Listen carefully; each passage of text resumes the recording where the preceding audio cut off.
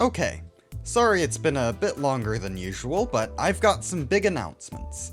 Anyone who's joined the Discord community will have seen the user named MarshalKylen, often giving tons of feedback and contributing a bunch of cards.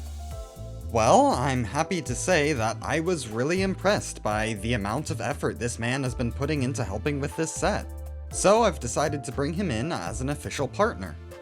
We're still figuring out how to split the work, and are putting together a design bible that we'll likely be sharing at some point. We are also reworking a lot of old cards, particularly Ego and Abnormalities, so that may take a bit. Canto 4 will be a little ways away, but in the meantime, let me introduce some of the notable changes we're making. First off, we're killing Resonance. While there's a part of me that still likes the mechanic and wants to make it work, it just doesn't. The mechanic requires two different cards to work, and often didn't bring synergy with the two. It also just wouldn't work very well with single copy formats like Commander, or limited formats like Draft, which, while I don't have direct plans for it for now, I do want to figure out something at a much later date. Don't worry too much about the death of Resonance. We're not really losing any of the options it provided, and instead we're actually getting some new ones. We're making sure each Ego has at least one alternative way of casting it, from Kicker to Spree, Convoke, and Overclock. What's Overclock?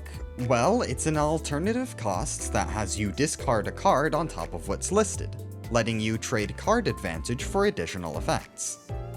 As a new way to make sure Ego synergizes with their abnormalities, we're introducing Extraction, which allows you to extract Ego cards from abnormalities you control, or abnormalities in your graveyard.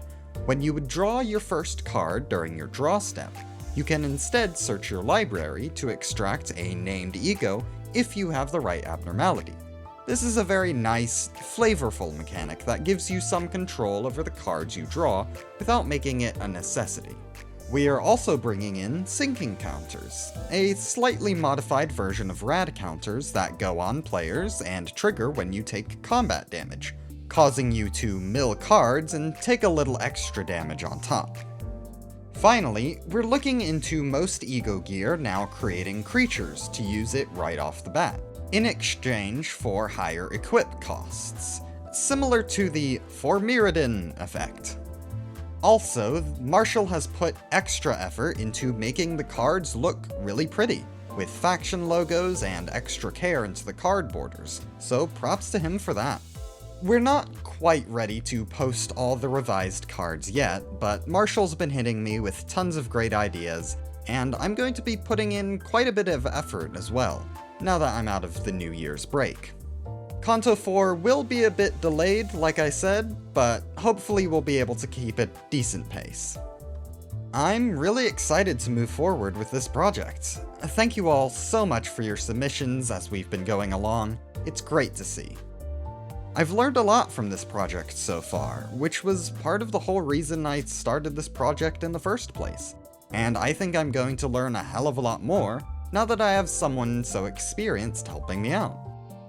Also, sorry to anyone who liked these old designs for the cards. If there's enough desire for it, we can change them to be closer to their originals, but I'm pretty much in favor of all the changes, even if I've still got a soft spot for some of the old versions. Thank you all so much for the support so far.